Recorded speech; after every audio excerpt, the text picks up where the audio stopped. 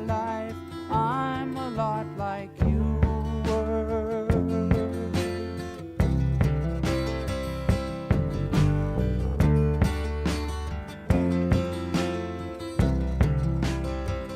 Hi, the Canny Cyclist here. Old man, About a year and a half ago, I made a YouTube video riding my bike around my hometown of Wallsend. I thought this time I would cycle a bit further and ride around all the places I've lived in, worked in, basically my life so far. This is the cycle of life, my journey so far. Let's get on a canny adventure. Follow me.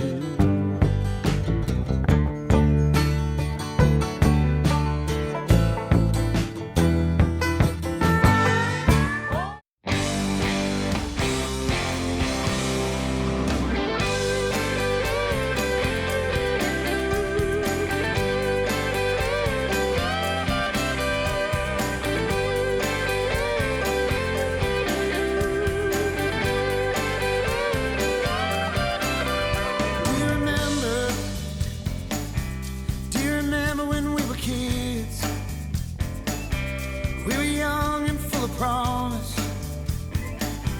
Do you remember being kids? Do you remember? Our story begins in 1962. It was the start of the swinging 60s. The Cuban Missile Crisis was in the news. Marilyn Monroe was found dead, and the Beatles topped the charts for the first time. The Rising Sun Pit was in full production, and the canny cyclist's granddad and his 6 brothers all worked there. The canny cyclist's dad worked at Swan Hunter's shipyard as a pipe fitter, and in 1962 he worked on the cruise ship Northern Star and vowed to take his family on a cruise one day, and one day he did, but that's for later in the story.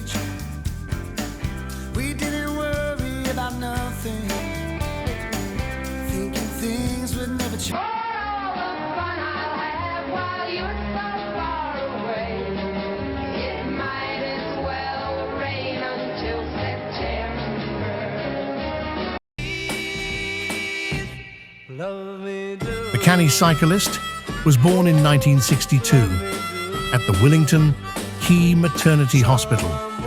The maternity hospital was closed down in the 70s, and there is a care home now in its place.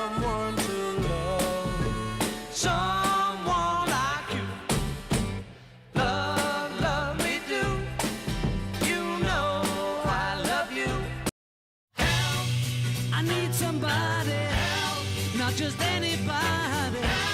You know I need someone. From 1962 to 1969, the canny cyclist lived with his parents and older sister at 21 Lauderdale Avenue.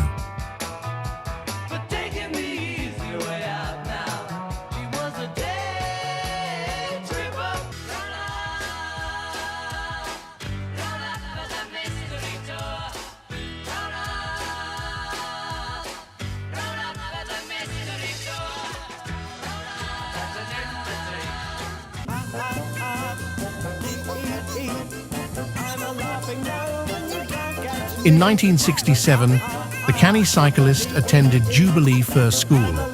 A singer was in the charts at that time, and he would later become an idol of his. The canny cyclist, however, would only spend 2 years at the Jubilee, as his parents moved to the new housing estate in Battle Hill.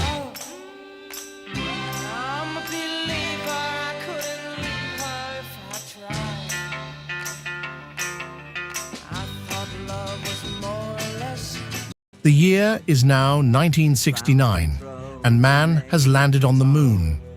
The canny cyclist has landed at 81 Broomfield Avenue. Again in the charts was his soon-to-become idol, singing a perfect song for that year. Take your protein pills and put your helmet on. 10. Ground control to Major Tom. 7. 6. Commencing countdown, engines on. 3. 2.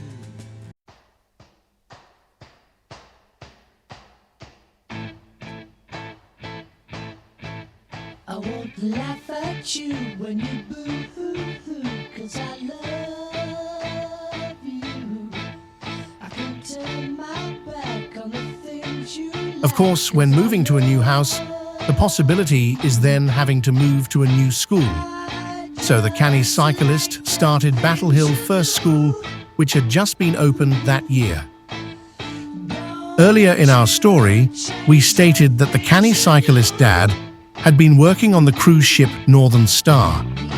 It was around this time that his dad did manage to book a cruise on that ship, so it would be the canny cyclist's first visit abroad, visiting places such as Gibraltar, Lisbon, Casablanca, Naples, and Madeira.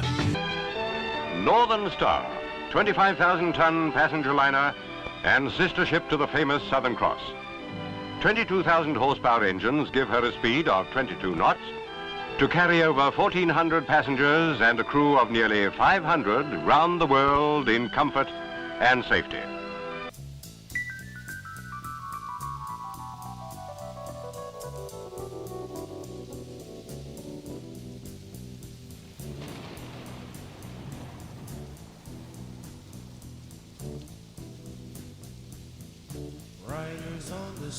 During the cruise, it seems the canny cyclist was intent on helping the sailors in any way he could. Maybe these activities remained with the canny cyclist and almost affected his future career choice. Like a dog without a bone, an actor out alone. Riders We see here that a glass of Coke is more than just reward for the canny cyclist's efforts. his brain is squirming like a toad. Take a long holiday. Let your children play. If you give this They paved paradise, put up a parking lot with a pink hotel, a boutique, and a swinging hot spot. Don't it always seem to go that you don't know what you've got till it's gone? They paved paradise, put up a parking lot.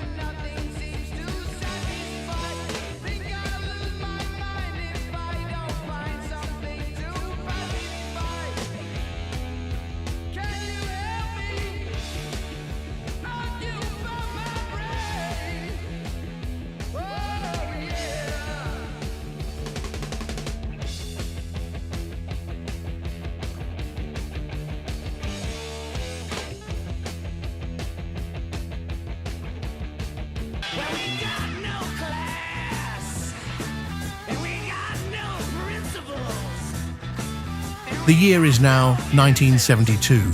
As Alice Cooper proclaims, school is now out, and after 3 years at Battle Hill First School, the canny cyclist will join Buddle Middle School for the next 4 years.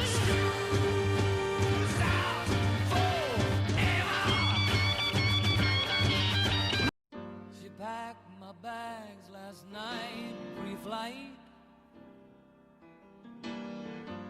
0 hour, 9 a.m. And I'm gonna be high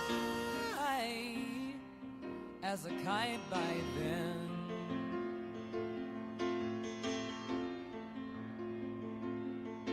The canny cyclist holds many good memories of the Buddle.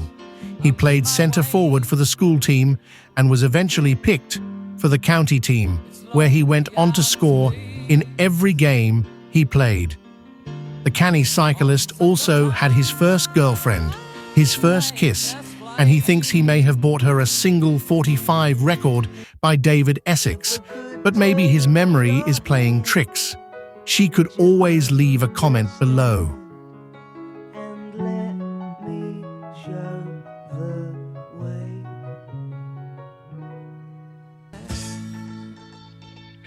The canny cyclist is now riding down Station Road, passing the miners' welfare on the road to where the shop Tompkins was situated. Tompkins provided two good gifts, as it was a cycle shop where he had his first 5-speed racer bike. He really wanted a chopper, but as that had only 3 gears, I guess the 2 extra gears helped more. Also, Tompkins sold albums, and it was there, after saving his pennies for weeks, that he bought his first album, and it had to be David Bowie's The Rise and Fall of Ziggy Stardust and the Spiders from Mars, still his favorite to this day.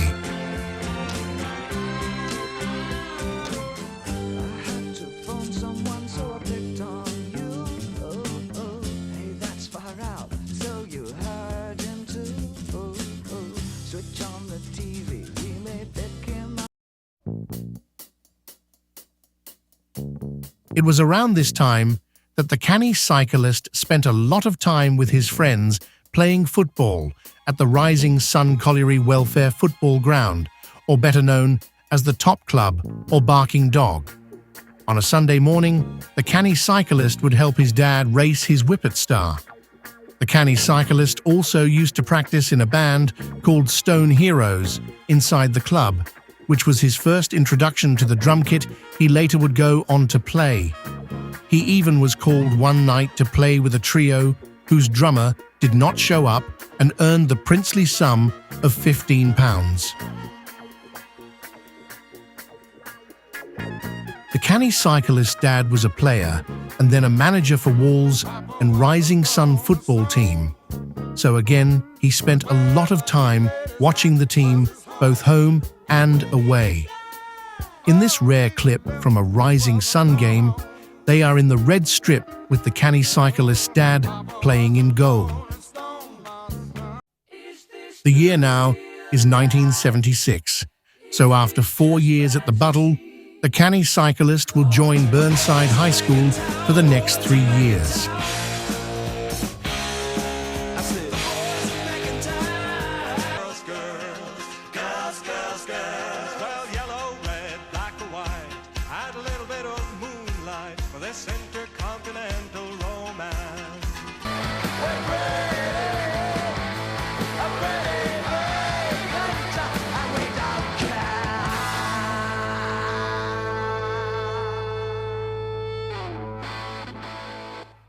As well as his academic education at the Burnside, the canny cyclist was also finding his education in music. Wallsend at that time had music outlets such as Tompkins, Woolworths and Disc. Further afield in Newcastle, there was Callers, Listen Ear Records, HMV and Virgin Records.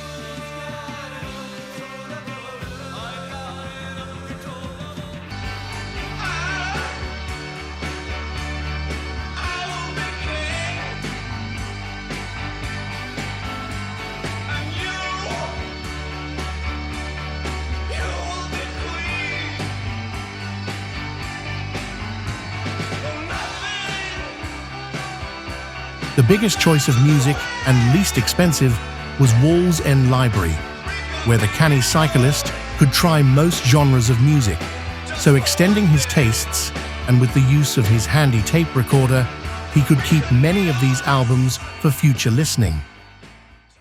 Also, other influences came in the form of a certain TV program, which at first the canny cyclist avoided as he thought it was some type of quiz, but when he realized it became a must-see event. From the radio, The canny cyclist was also an avid listener of a certain John Peel show, which again provided much inspiration. Finally, in 1978, the canny cyclist was able to acquire a ticket to see his idol David Bowie at the City Hall, Newcastle, and this opened the floodgates to many more gigs to follow.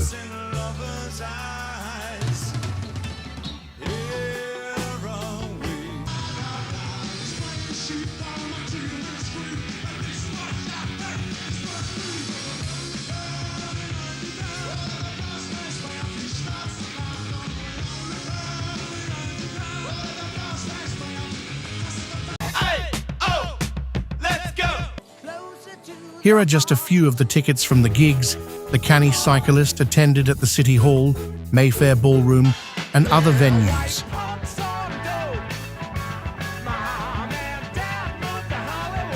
Tonight there's gonna be a jailbreak somewhere in this town.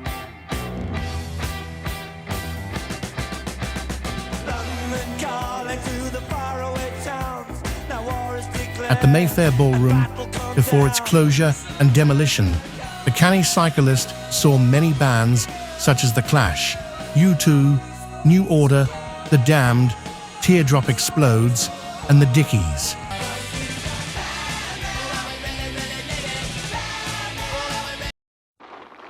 The canny cyclist had visited St. James Park, the home of Newcastle United, previously, but during his time at the Burnside, he started to attend many more matches, and when a certain Mr. Keegan played his first match in 1982, he purchased a season ticket and still has one to this day, so he has witnessed many ups and downs during that time.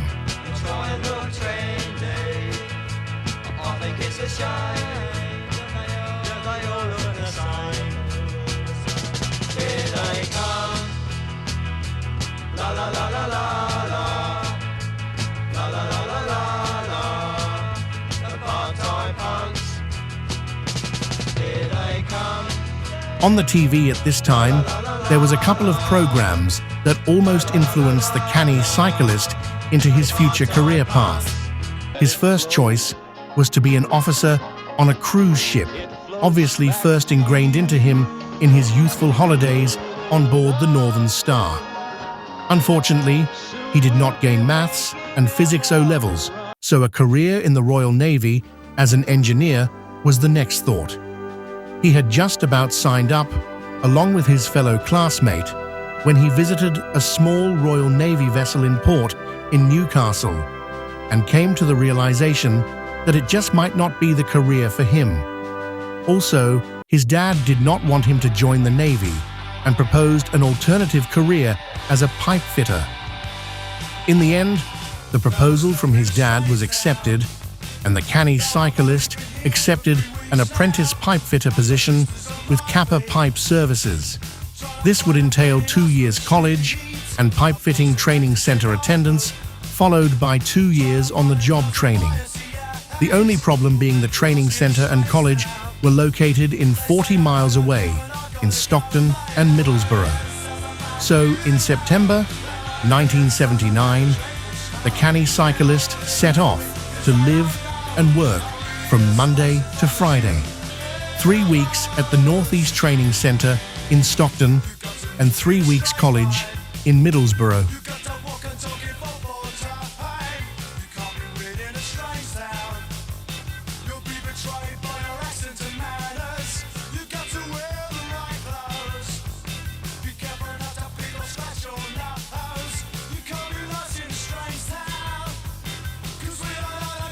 In his first year in Middlesbrough, the canny cyclist spent Monday to Friday at 76 Southfield Road, along with boys from Shiremore, South Shields, Liverpool, Birkenhead and Hull.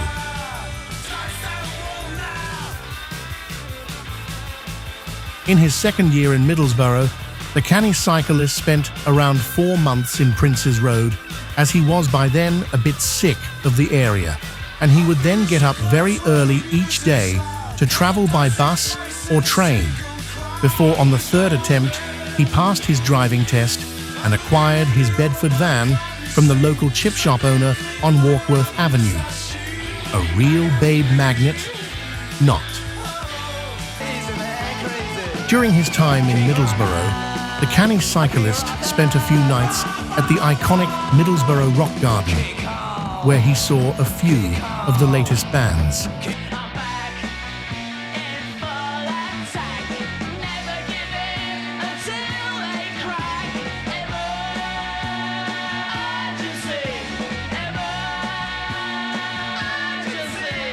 This is the sound, this is the sound of the suburbs. This is the sound of the suburbs. Take the money. Leave the box. Everybody's on top. There's one for every day. Sing song. And then they made up. I'm into necrophilia. I think it's so much easier. I'm into necrophilia. So after music and football along, came alcohol, and the canny cyclist started to frequent the many drinking establishments in the city of Newcastle and surrounding areas. It was during one of these drinking nights out that the canny cyclist had to go solo, as all his mates were otherwise engaged, and in the Cordwainers pub, he bumped into a girl he knew from school, and they would spend the next few months as a couple, and he would lose his virginity. He is not sure why the relationship ended, but maybe it was because he was still away most of the week in Middlesbrough.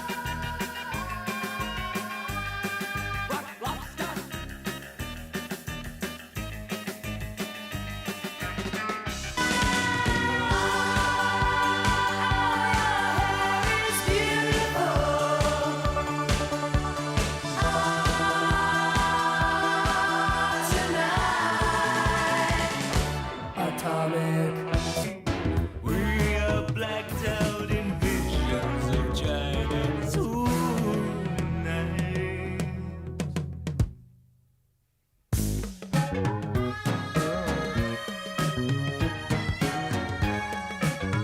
It would be a few months later than the canny cyclist would be on a night out with some mates, including one from Redcar, that he would bump into a girl at first in the Canny Lad and then the Cordwainers. A girl the canny cyclist would go on to share, off and on the next 22 years. What follows next is an anthology of the canny cyclist rockstar years.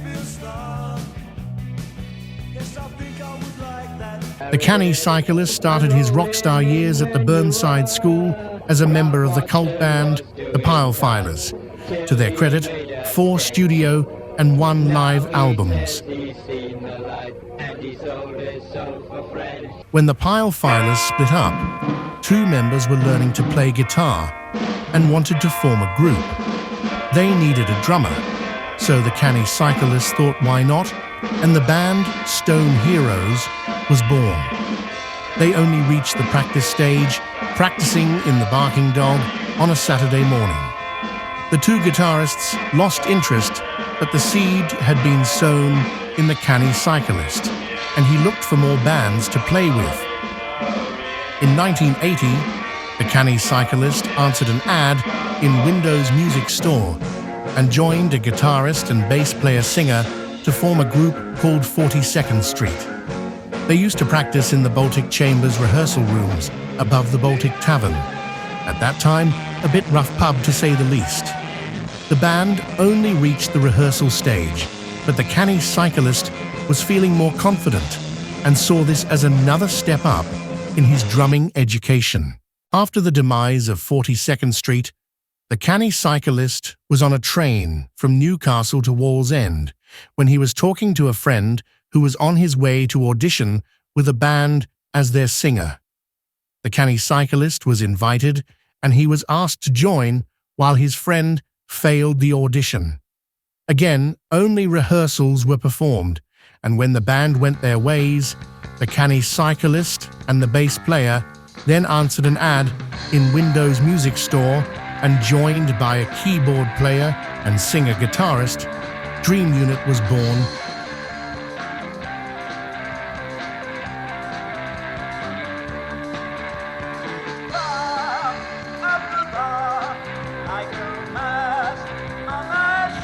At first, Dream Unit continued to practice at the Memorial Hall in Wallsend.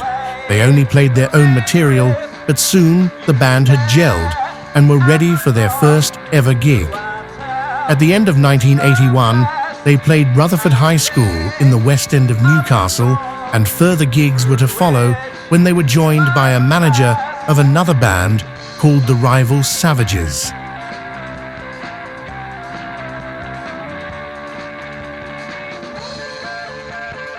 Dream Unit then went into Ronnie's Drum Shop Studios and recorded a 5-track demo in the hope of attracting further attention to their music.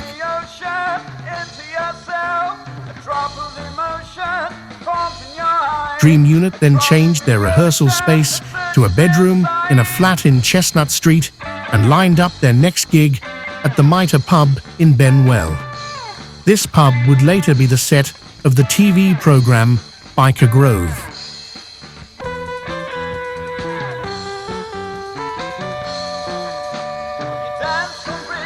Another gig followed at the famous Bambras Music Hall. The canny cyclist had now changed his kit to a second-hand Ludwig.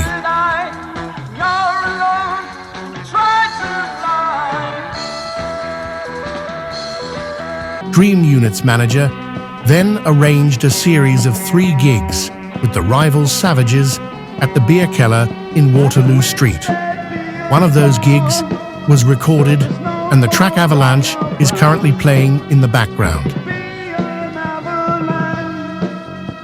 Dream Unit then attracted attention from the Newcastle Evening Chronicle, and in May 1982, an article was published after an interview at their rehearsal room. I'm glad there's lots of people. When we played at the Beer Keller, nobody turned up all 3 times.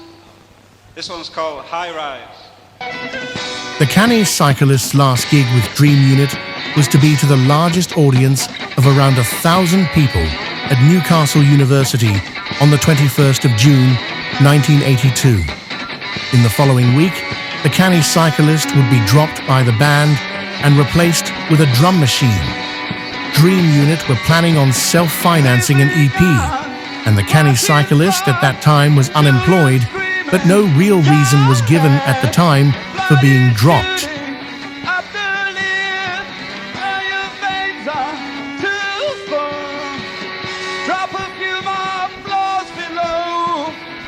So, although very disappointed as by then, the canny cyclist was fast becoming confident in his drumming style, he got back up, dusted himself off, and was invited to an audition with the local band Hurrah, who had a single already released. He didn't get the gig, but in a way it was a blessing, as a couple of months later, again an ad in Windows Music Store, he answered the ad, and he joined a bass player and singer-guitarist, and the band Naked Women was formed. Say what you want, but we'll all be honest in hell. Wedding license to kill. I would say you are the guilty party. Say you are the guilty party. Even though the band members from Naked Women were located in Forest Hall and Wallsend, they chose to practice in a rehearsal studios in Felling. The same rehearsal studios also had a small 4-track recording studio, and it was there that Naked Women recorded their 3-song demo, Panic in the Station, Guilty Party, and Wooden Hands. It's already been paid for. At least they're honest in hell. At least they're honest in hell.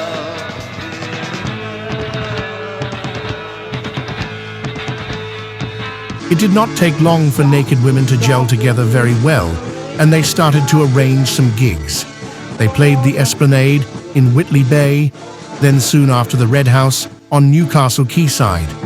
Their final gig was to be on the 8th of June, 1983, at Dingwalls on Waterloo Street, the venue that had been originally the beer cellar where the canny cyclist had played with Dream Unit. Unfortunately, the band split up due to the canny cyclist having to take a long break for his hospitalization, for his problems with his kidney tubes, and they were not able to reform.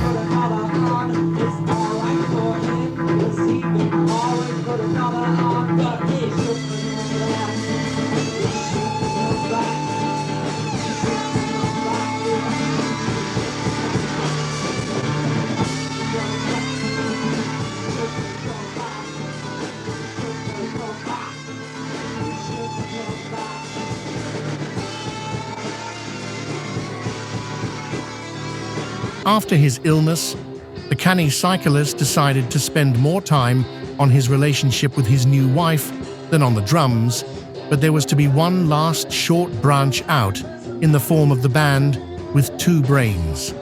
The canny cyclist was hearing his new next-door neighbor practicing the guitar, and when they met and the subject entered the conversation, it turned out that the guitarist was in a band called The Band with Two Brains, and they did not have a drummer. The canny cyclist rehearsed with them in his neighbor's back room, and they then played a one-off gig on the 10th of March 1988 at the Blackfriars Hall on Newbridge Street for the Oxfam charity. This was to be the end of the canny cyclist's rock star years. He still has his drum kit today, hidden away in the shed. Maybe one day a comeback tour. Back to 1981, and the canny cyclist was now back from Middlesbrough and continuing his apprenticeship at Kappa Pipe Services in Jarrow or on work sites such as Newcastle breweries.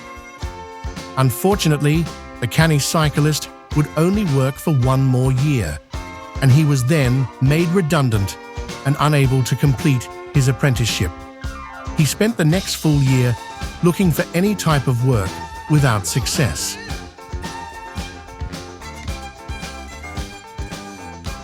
Eventually, through the help of his old bass player in Dream Unit, the canny cyclist found a job as a delivery driver at Time Teas, boat and nut company in North Shields.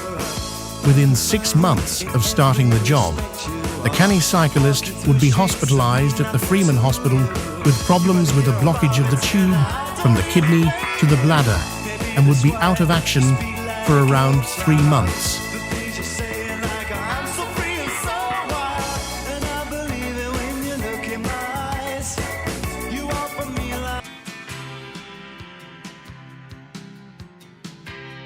The canny cyclist returned back to work and would remain there until 1989.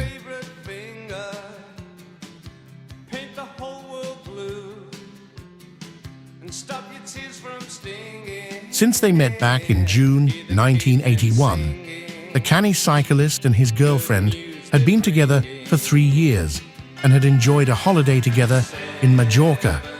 However, out of the blue, and during a Cane Gang gig at the Mayfair, the canny cyclist's girlfriend ended the relationship, saying maybe they met too young. Just after they split up, the canny cyclist's mates invited him along to their planned lads-only holiday in Benesti's Corfu, August 1985. The canny cyclist decided to try and stay away from girls before his holiday, so he had no ties at home. But a very big surprise was to happen on the eve of the trip. The canny cyclist's ex-girlfriend called him and asked if they could get back together again as a couple. How could he refuse? The holiday, though, was perfect and enjoyed by all.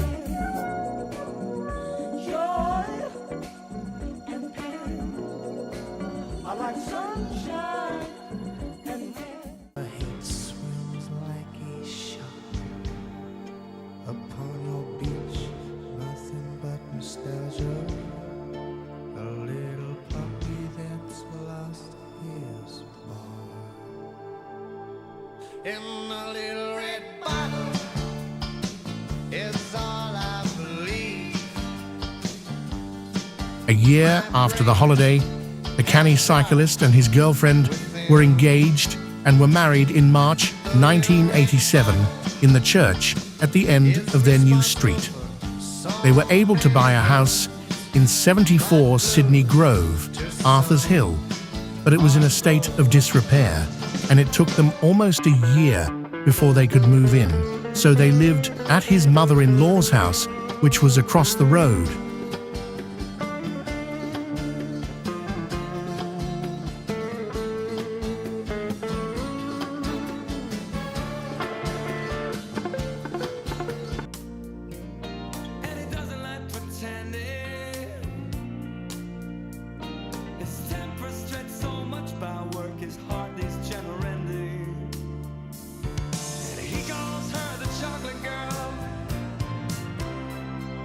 So after 6 years at Tyne Tees Bolton Nut, the canny cyclist started a new job as a quality inspector at MBS on Team Valley Trading Estate.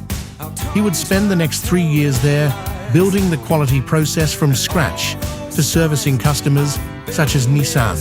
He was then headhunted by another fastener supplier, and in 1991 he started work as a quality manager at Washington Fasteners on the Ware Industrial Estate.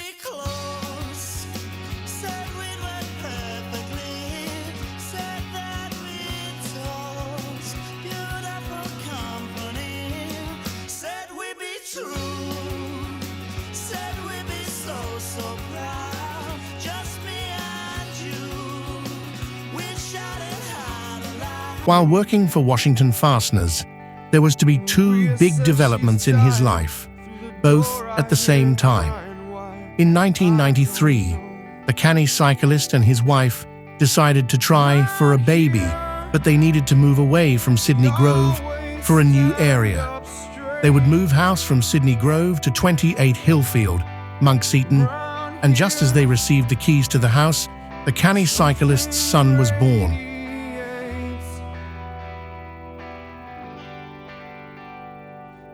Came from Nashville with a suitcase in her hand. She says she'd like to meet a boy who looks like Elvis. And she walks along the edge of where the ocean meets the land, just like she's walking on a wire in a circus. She parks her car outside of my house and takes her clothes off. Says she's close to understanding Jesus. A year after his son was born, in 1994, he would leave Washington Fasteners and was invited back to MBS, back to his position as a quality inspector. During the next 3 years, he would attend Gateshead College to gain his City and Guild certificate in quality assurance.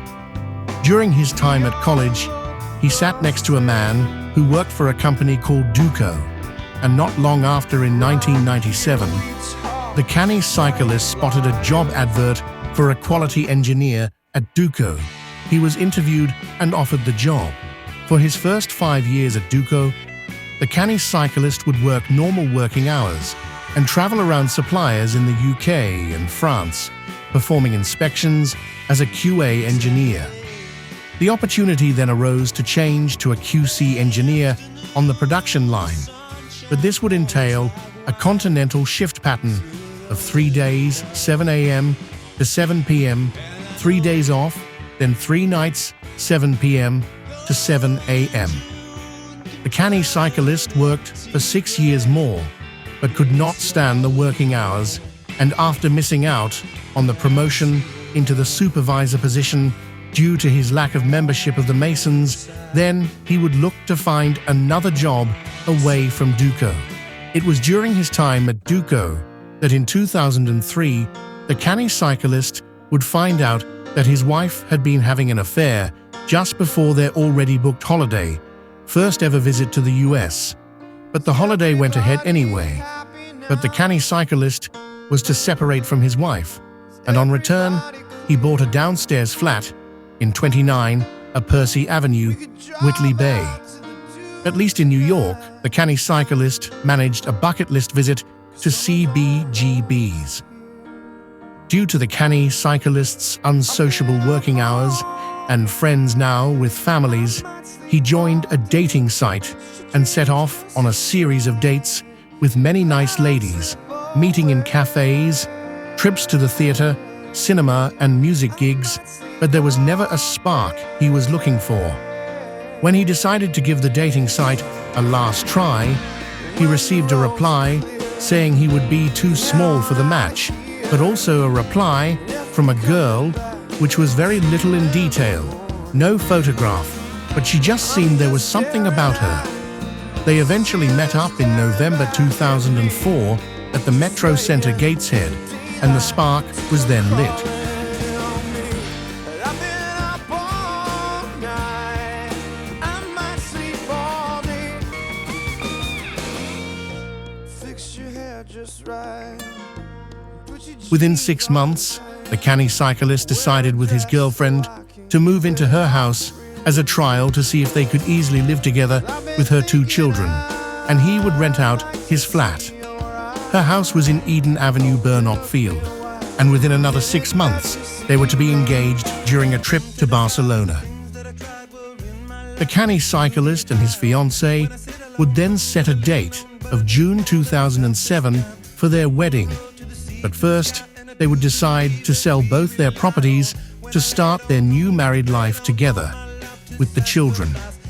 After a large search, a 2-bedroomed bungalow was bought in Deanway, Rowlands Gill, but they would spend a few months living in the canny cyclist's mother-in-law's house in Low Fell until their bungalow had been expanded with a loft conversion. It was around this time that they had their first dog together, a beagle called Holly.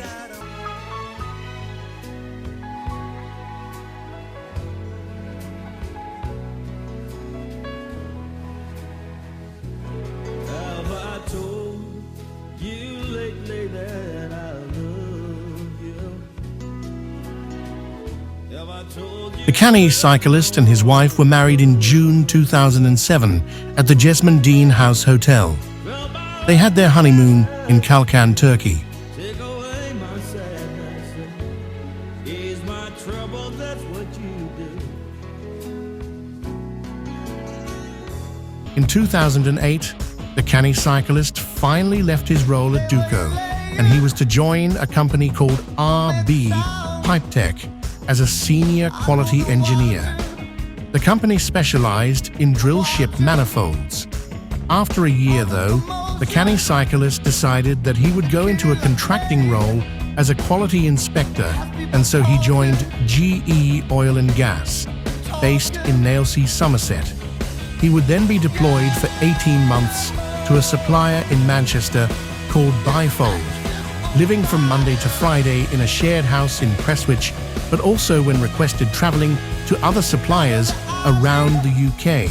In 2012, the canny cyclist would then be deployed back to Newcastle and be placed for some time at Bell Valves in Byker, but due to mismanagement of his contract, he left GE and started work with Subsea 7 in Aberdeen as a quality advisor. For the next 3.5 years, the canny cyclist would fly up to Aberdeen on a Monday and travel back by train on a Friday. He would spend his time traveling around suppliers in Europe, to such countries as Norway, Italy, Belgium, Czech Republic, France, and even Tunisia. During his time in Aberdeen, he lived in a shared house at 357 Holborn Street, and he rediscovered his love of cycling and regularly commuted the 8 miles to work, then whatever miles he chose to cycle back. Unfortunately, in 2015, when the oil price dropped, the canny cyclist would have his contract ended, and on the eve of his interview with his new employer, he would have a self-inflicted accident on his bike that would leave him with a dislocated shoulder. He was successful in the interview, and so he started his new role as a supplier quality lead with the company SPX. SPX specialize in many types of equipment in the food and beverage industry, and on his first day, he traveled to one of their facilities in Copenhagen, Denmark. He would spend the next year and a half, Monday to Friday, working in suppliers in Belgium, but actually staying in hotels in the Netherlands. The canny cyclist took this opportunity to take his bike over, and he would ride to work and then explore the many trails after work. The canny cyclist is now into his 10th year at SPX and is hoping to stay in the same job until he retires. In those 10 years, him and his wife are now proud grandparents with a granddaughter and grandson, along with 2 crazy Hungarian Vizslas, who they take on yearly holidays to the Cotswolds. The canny cyclist states he has been very lucky in those years to be able to travel to many holiday destinations, from California to Mauritius, Europe to Australia. He also is very lucky to have the same best friends he met at school, and a whole other circle of friends he has met along the way. In the last few years, the canny cyclist has embarked on many cycling adventures, such as the Coast and Castles route, twice along the Hadrian's Way, along the Reivers route, 4 great North Bike rides, and even a ride across the Golden Gate Bridge in San Francisco. Some of these adventures have been captured on camera and posted on YouTube. We have now reached the canny cyclist's end of his journey so far, and he hopes to have many more cycling adventures in the future.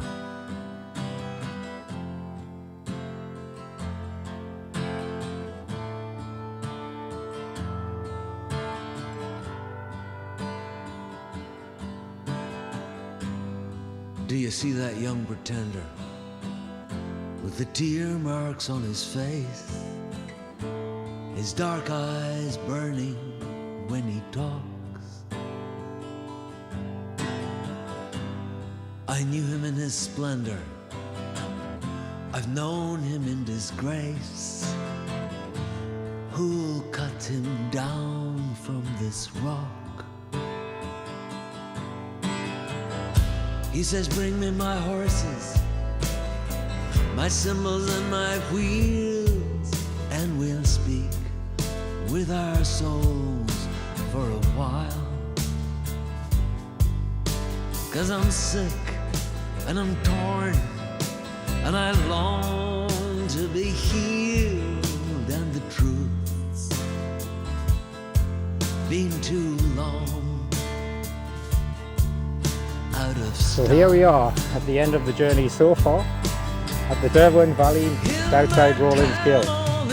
I hope you've been enjoying the video up to this point, and I hope there's more adventures and journeys to come. So bye for now. I'm off the end.